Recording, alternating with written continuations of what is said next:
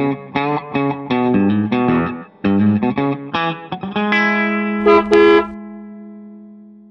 welcome back to Cars and Guitars, the podcast where we talk about cars and guitars and stuff your mom likes to drive. Yep, and it's better if I'm stealing this line from Switch Cars. It's better if you're not a car person, so you can't call us out on our inaccuracies. Actually, it's better if you're not into cars or guitars. Yeah, I don't know who this is for. This is for us. It's for us and Steven. Steven? Does this Steven watch our episodes? Probably not, but he says he does. He says he does.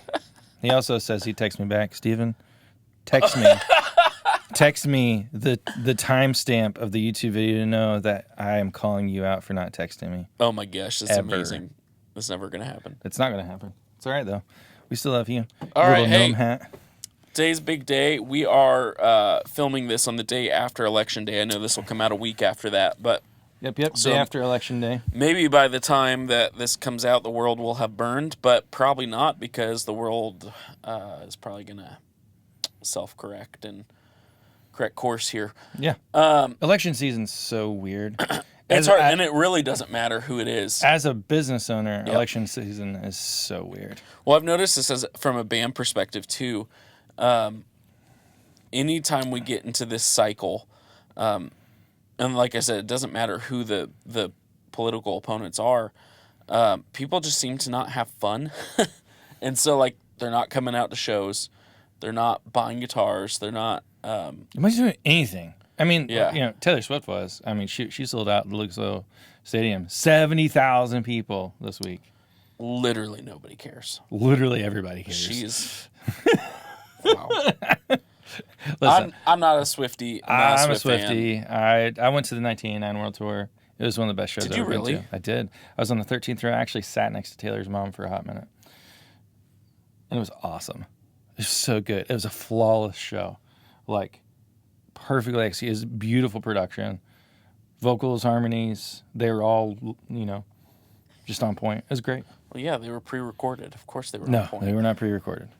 I mean, they for sure obviously have, multi-track, some type of situation like that. But, like, the vocals, background singers, all of it, they were all live. Huh. It was cool. It was a great show. Highly recommend if you've never been to a Tay-Tay concert. And I'll never go. That's okay. Missing out. Dude, I'm telling you, I was huge. It could have been Bobby McKee playing for Taylor and the Eras But he's too fat and old. So. He's watching, what's the show he watches every day? Hi, Bobby. Wheel of Fortune. Wheel of Fortune. That's right. And he doesn't watch this podcast either. Text us if you see this. What's up? He won't. That's funny though. No, I was a huge Taylor Swift fan after Red. Because it's the best album ever. Yeah, because Red was an incredible album. But I don't know. I take huge issue with leaving the countryside completely, and I don't know. I don't really want to talk about Taylor Swift. Do you want me to make you a friendship bracelet? Oh my gosh, I'll throw it in the trash right in front of you. I do not give a crap. Lame. I had a student try to give me one, and I threw it away. What's wrong with you? I'm an evil person. That matters. Friendship bracelets are cool. And then I told them that it doesn't matter. That they need to grow up. You're a monster. Yeah, I know. Anyway. Back to the regular program. Here's something that came up in the news the other day. Now, I think we're either a couple months or a year removed from this accident, but there was an accident. A guy driving a Huracan, a Lamborghini Huracan, allegedly going around 150 miles an hour on a small 2-lane highway, 45-mile-an-hour zone. I guess lost control, went to pass somebody, lost control, hit some landscaping, flew the car into the air. So crazy. Into a storage unit. The car caught on fire. The driver was ejected from the car and died on impact. And the passenger was trapped inside the car. Where was this at? Somewhere in Ohio. Did anybody check on the owner of the storage unit? They were probably living in there. No, nobody was in. They Nobody were was the in only there? two. So no pedestrians. Lots of people live in storage units. Haven't you seen YouTube? It's a thing. I did not They know that's a have thing. singular outlet, so you can that's like 220, and you can run like a outlet, like you unscrew the light bulb, and there's a light bulb screw in. And you can do a plug in. You can run a whole little mini apartment in there. Wow. Yeah, That's crazy. that's kind of cool. No, this Stuff you shouldn't know. This is crazy. Because, well, I think it's relevant to you and me because you and I both have fast cars, and we both love to drive a little spirited. Spirited. But like, this is not a. We would never go on a 2-lane highway at 150 miles an hour. Now, I could see us going 60, 70, 80, and having fun, you know? But, like, that would be on a straight where we knew nobody was there, and... Yeah, yeah, not like a state road. Yeah. You know? That's crazy. Like through a town.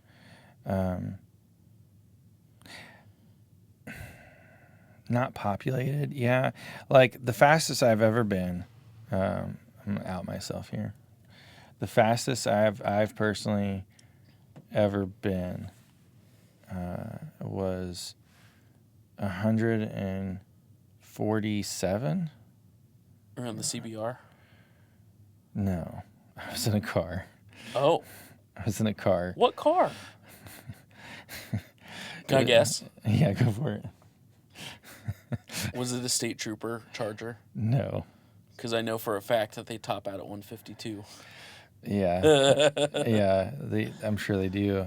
No, it was a really outrageous Camaro. Oh, yeah. Yeah. Yeah. But when I did that, it was on like a country road, not saying that's better, but the area I was in, you could see for miles around. Every house is off the road. Yeah. It was late at night. Yeah. No one was around. I almost think late at night makes it worse. It does. But I wanted to know that I could see cars. Oh, fair. And to be fair, I was actually kind of angry when I did it. Yeah. So I wasn't like being responsible. I don't think you could say you're responsible anytime you drive that fast, to be honest with you, unless it's on a track and you paid for the time to be there. Yeah. That's what's responsible. But, I'm a child of the Fast and Furious. I was the person that they made the warnings for at the end of the movies. Oh, yeah, for sure. For sure. For sure. Yep. Yeah. I just think, it's sad for the family of the guy that passed away in the accident, and it's scary for the family of the guy who is in the passenger seat. Oh yeah. But I think this is a good warning to all of us who drive fast cars. You got stories like Paul Walker, right? That's just think a little bit before we. Yeah. I'm not saying don't speed, don't go fast. I'm just saying do it responsibly. Do it responsibly and know your worth. You know, that's a really weird thing. I actually think about Paul Walker I know you do a couple times a week. It's so weird. You do. He was a really inspiring figure to my life. So was the Green Ranger for Power Rangers, Jason David Frank. I can't tell you how many times a week Zach comes to me to tell me about the Green Ranger. I love the Green Ranger. Legit. 3 or 4 times a week, he comes in and goes, the Green Ranger did that. And I'm like, shut up. I don't know, man. It's Dragon so Zord. funny. I don't know what it is. I just very inspiring human. So, that's hilarious. He drove fast too, but that's not how he passed away. Yep. R.I.P. Jason David Frank and Paul Walker. Yep. In other news, PRS. I love PRS, and I'm so excited to see what they're doing with the SE line at large. Yeah. Here at Fort Volume Music Garage, we used to be a PRS dealer. I say used to. We love the company. The way they operate doesn't work for a smaller company like us. It's hard because it's hard. The purchase price is. It's purchase price, and then also the way it comes out. It's not like you're just buying a product, that's already there, and you know what you're going to be billed for all the time. Sometimes things are just showing up. You had to order. You placed the order. You signed off on it. Right. but you don't know when those things are coming, and nor does your rep. And everybody does a really good job of trying to keep you informed, but the truth is no one knows everything all the time. So it's just a little too unpredictable for a small business. So we have a great relationship with PRS. We love everybody over there. And I have affinity for PRS. That was actually the reason I started playing guitar was actually looking onward at PRS guitars. So I have a soft spot for them. So I really love the SE line. I love seeing what they dropped this week. Yeah. I think it was 5 or maybe 7 new models. Notable, I really just thought 2 were really notable. The Custom 2408 and the Custom 24 Semi-Hollow. Yeah. The Semi-Hollow is the big hitter because the piezo system in there, or piezo, however you want to say it, the piezo system that mimics an acoustic. So you have 2 output jacks, from your guitar, and you can run them simultaneous. So like if you have a Helix, you can use like 4-cable method, and like it's pretty wild. But and like a looper, it's cool.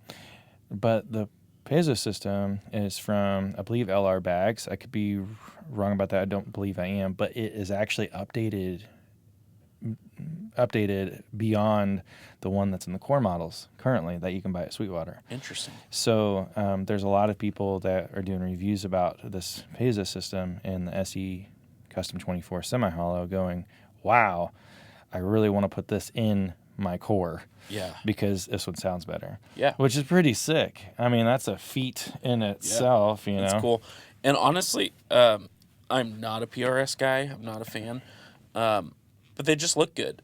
The SEs historically have looked a little cheap compared to cores.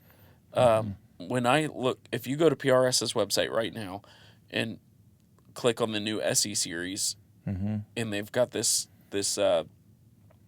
I guess advertisement for the new Custom 24 Semi-Hollow, I thought it was a core. it looked like a core. It's really tough. I remember what you're talking about. Like especially like when the Santana line first came out, like it was all kind of more muty colors, and they weren't trying to make the stand. And Paul was really meticulous about not saying this is a PRS, but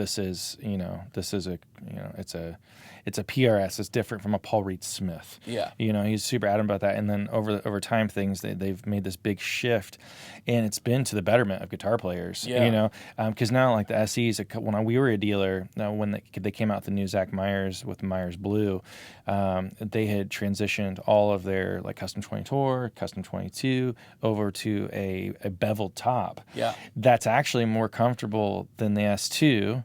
And I think more comfortable than a core. The SE bevel has enough shape to it to go, ooh, I like that. That's different. It's not flat. It's not the violin carve. It's not the violin carve, and it's also not the carve of the S2, which I don't particularly care for. Which is a little more flat. It's a little more flat. It has like flat edges. Yeah. So like it doesn't smoothly do it. Yep. Yeah. So that, and like they're using AAA and what do they call it? 10 grade, 10 top. They're using 10 top veneers. Yeah. Which is wild to think about. Like you're cutting down a tree, and you've milled it down to what you'd use to build a core. Right. But then you're making it a veneer. Right. That's nutty. That's so good though. Yeah. I mean, they're good guitars, and I used to. I had a first generation SE. That didn't even say PRS on the headstock. It said on the truss rod cover. Mm-hmm. Yeah, that's how they used to be. And then it just said SE on the headstock. Yep. I think we're like SE 245 or something. I had a 245, but my first one was just a Custom 22. Just a gray Custom 22. And you like flat it? top. Well, at the time, like, I had a Squiire and an Epiphone, so that felt like an upgrade. Although, when I first started teaching, I always recommended Squiire as my entry-level guitar for people. And now... it's hard to not recommend PRS. Yeah, well, also, I just think that most guitars in that $300 to $500 range are great. They are. It's hard to find anything that's bad. No, PRS, they did a release earlier this year where they took the S2 line and said, no longer are we going to have the S-style pickups in, which is how they mark their Korean pickups. We're not going to have those pickups in here anymore. We're going to do the full American pickups inside of the S2 line, which was their, not substandard, but it was just a cheaper entry point to an American-made guitar. Right. Well, they did that. In the same release, they also released the cheapest SE they've ever done before, which was the standard, and it's standard satin. So you can get a brand new Custom 22 SE that's just satin mahogany. Yeah. For like $500. Yeah, it's great. You can't. And it's not like $549 or something. It's like $499. Yeah. It's on Sweetwater, Yep, it's fantastic. It's insane. And so like right now they're running a deal, 15% off till December 31st. Yeah. So you're talking $400 and some bucks, and you've got a brand new PRS with 8515S pickups. Yep. Shut up. So that kind of brings a good point to our market report. In general, the last couple years, things have been hard to sell. Yeah. You know that because I've got like every guitar on my rack for sale right now, and nothing's selling. Yeah, you buy and sell guitars all the time. Yeah. It's very strange. And audio equipment goes pretty quick. Audio equipment goes quick, yep. That's true. Yeah. But I think a lot of that has to do with this election cycle. And like I said earlier, it really doesn't matter who's in. What matters is that the stress of there being an election goes away. Once that's over, it's like people start to enjoy themselves more. Yeah. And so I'm really hoping that we see over the next 6 months, 7 months that.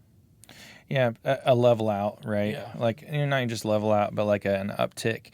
The other thing is, like, to me anyways, we're in like we're not in this era anymore of cars. We're in the golden era of guitars. Oh yeah, not in cars. For sure. And so the trouble is like there's so many good options, right? Mm-hmm. Like I traded a DGT, SE DGT from PRS for a Silver Sky SE.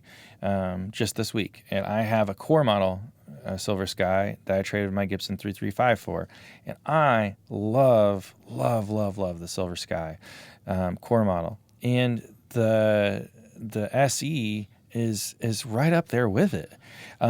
It's certainly better than the American Vintage 2 I played from Fender. And that kind of brings up a good point. I haven't really been impressed with anything that Fender has put out lately. Did you see that video of Tim Pierce where he got a Jazzmaster or something built, or Jaguar? It's Jaguar or Jazzmaster. I don't know. Fender built one for him, and and he's playing. He goes, I just love this. Fender does this, and this, and this, and I was like, yeah. And then, and then they put nitro on it for him. They do that for the vintage series and stuff.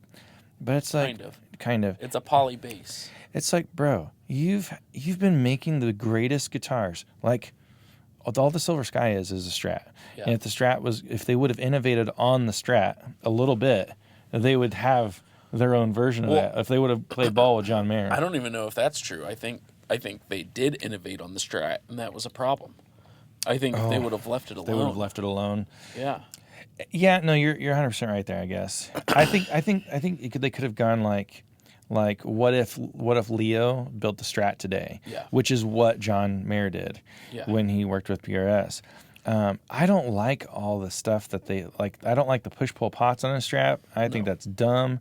Agreed. If I want to add that mod myself, I will add it myself. Yep. Just leave it alone. Yeah. The recipe's been there since the 50s, man. I don't like weird electronics, but even more, I don't like. I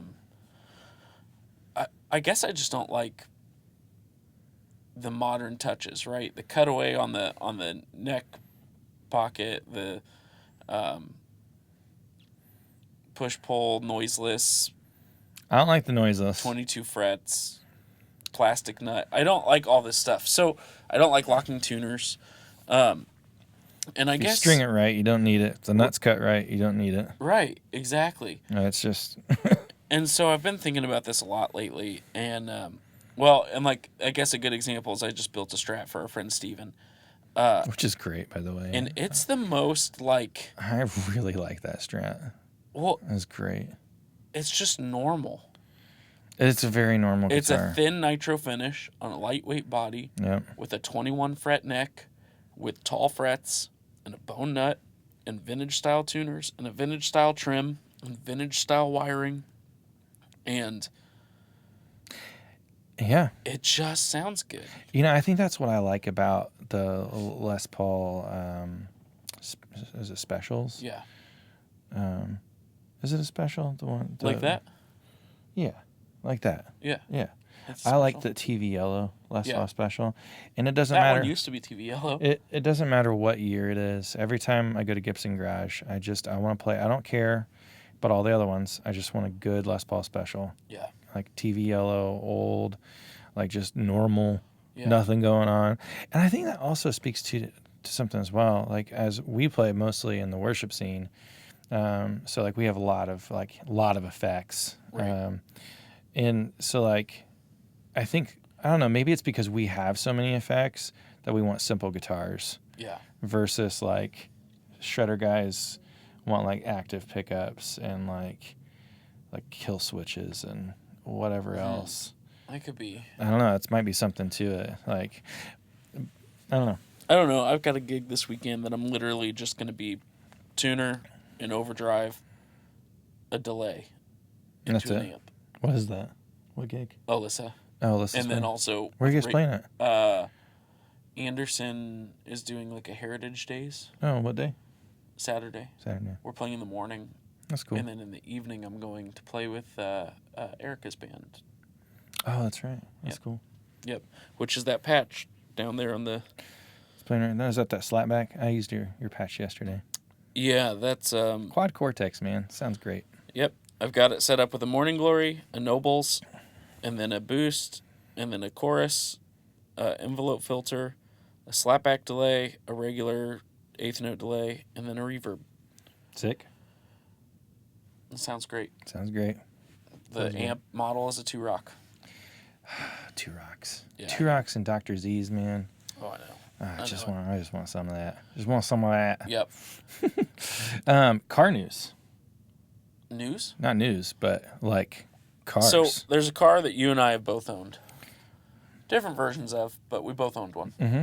Actually, we owned it at the same time. Same exact time. I had a Yukon Denali. Which was dope. It was black. It was awesome. It was really cool. And you had an Escalade. I had an Escalade. I loved it. And they were specifically the GMT 800s, like that 04 to 07. It had been 04, actually 04 to 06. I don't know. I guess there might be a badge somewhere that was an 07 model. Yeah. But, yeah. It was awesome. Mine was an 04. Mine was an I think yours was a 5. I think it was a 5. I think you're right.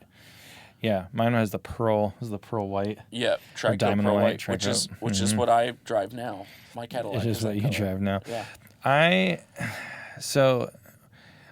loved the Escalade, and I've always loved the Escalade. I can tell you where I was when the first time I saw an Escalade, and it wasn't even this body style. It was the year previous, where it was truly the Yukon, but it just, put some bulkier fenders on it. I was on 38th Street in Anderson, and I had just passed over the railroad tracks before Cumberland. Mm-hmm. And I was heading towards town, heading towards Scatterfield, and I was this pewter. It was like a pewter color. And it came by and it had this big grill, and I knew the Cadillac symbol because my grandpa, my mom's dad, my grandpa, he always drove Cadillacs. He always had these big giant land yachts, and so I knew what the symbol was, and I loved cars obviously when I was a kid. So I was like, oh my gosh, I love that. And then it was just a few years later, then this model came out, and I was like, oh, baby. Yeah. And then it was these body styles are in like Fast and Furious and stuff, and it's just like, yo. I think what draws me to this generation of GM truck is that, like, this is the last one before they introduced, like, cylinder deactivation. Yeah, variable valve timing and crap like that. Yeah, I mean, they're just a little more raw to drive. And it's like you can get a capable off-roading, really comfortable truck. Yeah. For really cheap. That's a really good point. Like if you in nowadays, like you have to replace all the suspension on everything when you get it now because it's so old. Well, I think both yours and mine had my airbags. Yeah, and I think one of my bags was dead, or like getting ready to be both dead. Both my rear ones were dead. But yeah, like dude, the Escalade from 2004 was wild. You could just, I mean, literally, you could just take it off road and it would do it. It was so good. Yeah. And, you know, the worst part about a GM vehicle of 2004 to like 96, I would say, actually not 96, maybe 95, 96, because you expect it to be a little better than it was, was the interior buttoning. Yeah, everything rattles all the time. Plastic, fantastic. So if I was going to purchase one now, which I'd love to, and it's not beyond me in the future to do this, to sell like everything I got and just go ahead and buy one of these, but like I'd gut the entire interior, and I would put brand new seats from Corbu in there, and I'd get a custom made dash and center console. You know, they make some kits that's like semi-custom that could go in there, and you just redo all of that, door panels, all of it, and no more creaking, or anything like that. Get rid of all that, and leave everything else the same. Yeah. Like the exterior, like I wouldn't, put new airbags in things, obviously, and where you can make improvements with like some, Willwood brakes or something like that. Right. That'd be great. Yeah. But that's really all you need to do. Yeah, they're fantastic. $7,000 on interior. And oh my gosh. I don't know what mileage you had on yours. I had like 280,000 on mine. Mine wasn't that high. It was like 175. Yeah. But you're talking about, we had the 6 liters. 6.2. Yeah. Yep. And I had trouble with mine overheating. Because something about my rear heater, like, because I have 2 heaters in the Escalade. I don't know if you had 2 in yours. And our cars were literally the same car. Yeah. Oh, yeah. I guess they would be. That makes sense. They were identical. So that rear heater, there was something that happened with the heater core that impacted something with my like engine cooling system. What was your gas mileage? 9.7. Nice. On a good day in town. Yeah. Oh, yeah. In town was awful. Yeah. I was 7 or 8 in town, but usually around 12-ish on the highway. Yeah, I think I probably around 13 on the highway. Yeah. I didn't get much better on the highway. Yeah. I don't know. I love those trucks. I love. My favorite part is the steering wheel. It was wood on top. Yeah. And it had this angular look in the steering wheel. Man, I might need to go get an Escalade. I know. I'm telling you, man. I'm kind of like sitting here going, man, I'm telling myself, I might sell my Jeep, buy an Escalade. You should. No, I shouldn't. I love my Jeep so much. It brings so much joy. So stupid. I love my Jeep. So there's, there's some vehicles that come out and you just, they're going to be cool. And I think the Escalade was one of those, like when 2003 when it came out. And the EXT, I would love to have an EXT. I've always wanted an EXT for sure. Because I love the Avalanche because I'm a weirdo.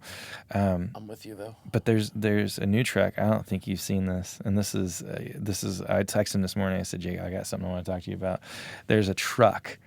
God, there's a truck that's coming out. I was so excited about it.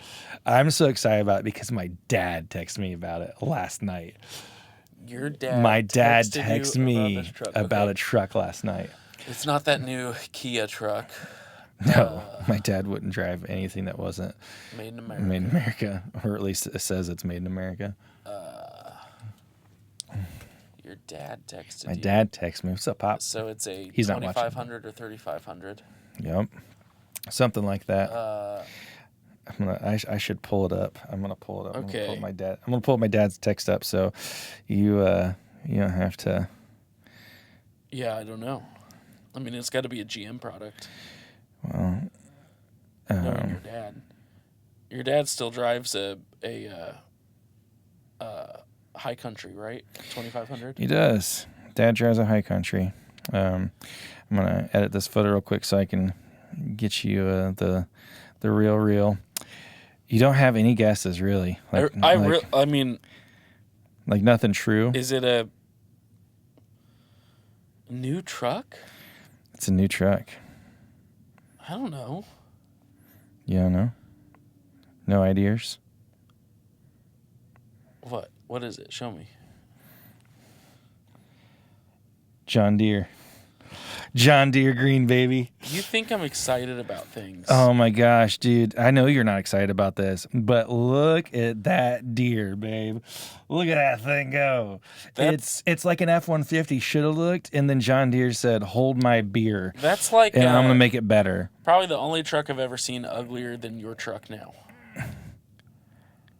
That is so disappointing to hear. Look at this thing. Yeah. Look at it. Yeah, I'll throw a picture up for you guys to see it. It's incredible. It's incredible.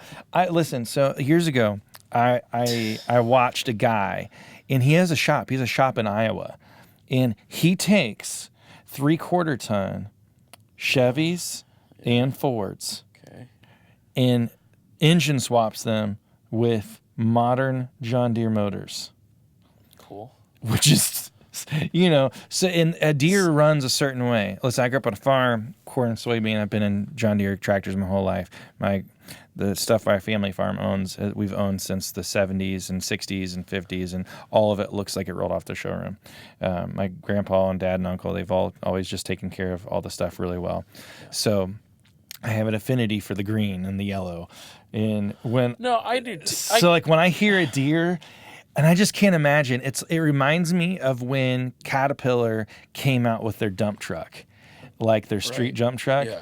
And I'll never forget pulling up to a stoplight in my Volvo dump truck, and I look over, and this guy just smiles at me, and then he revs his gas, and it was a Caterpillar. It sounded like a cat, and I just can't wait to pull up at a stoplight, and there's this green and yellow massive truck, and it just sounds like a Deere. I mean, it's going to be cool. It seems like, when GMC put out the Harley Davidson Sierra, and like.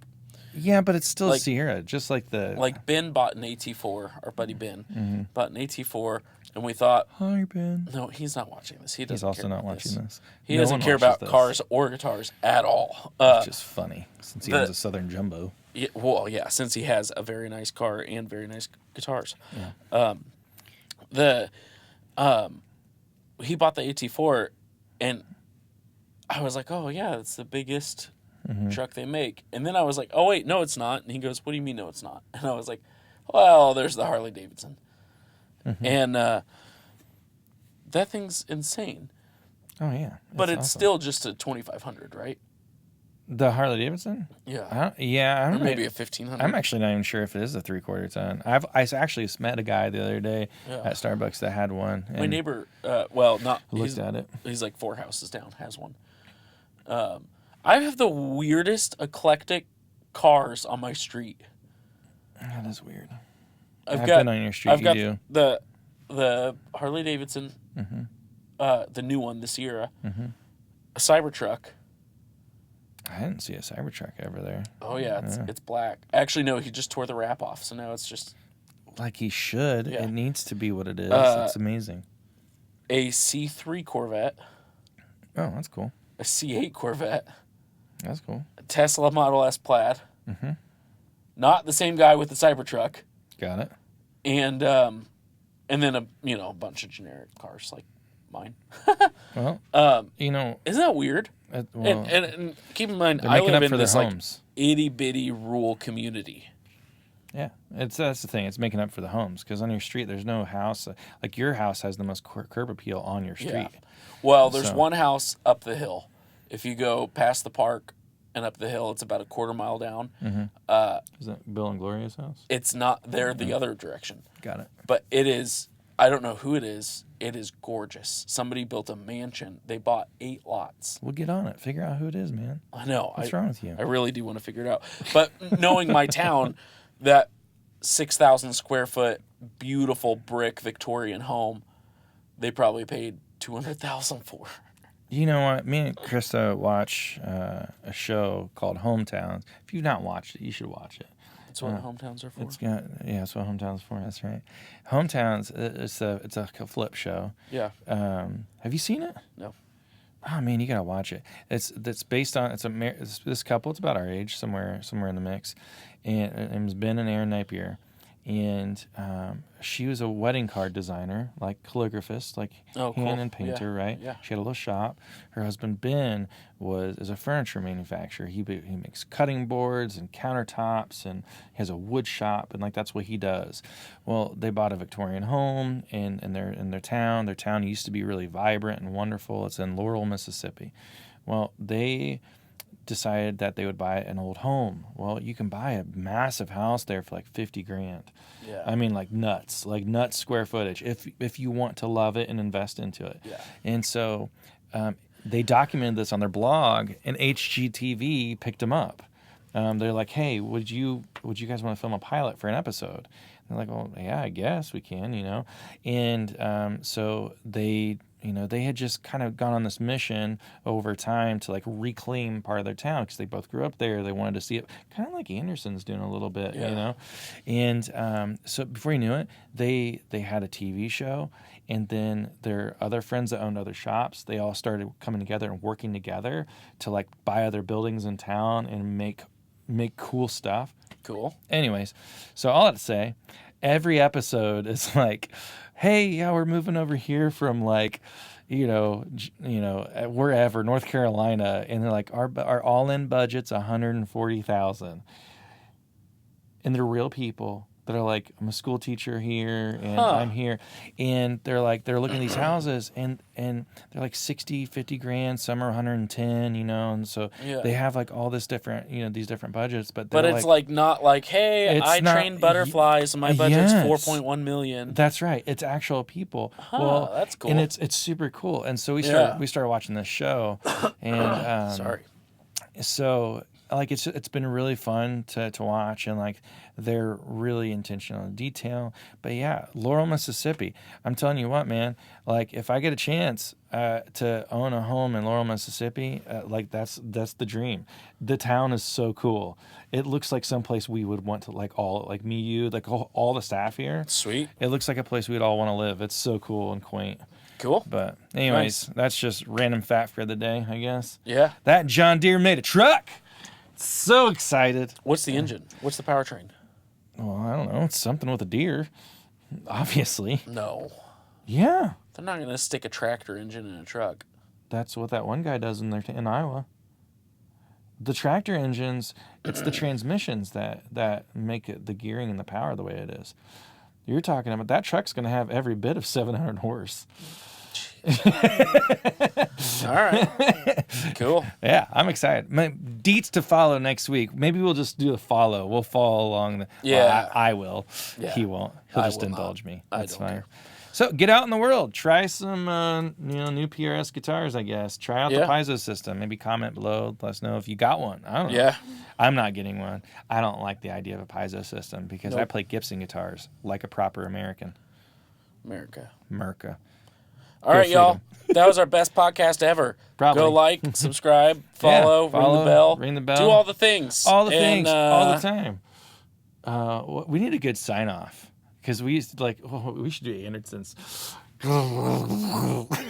Later, y'all.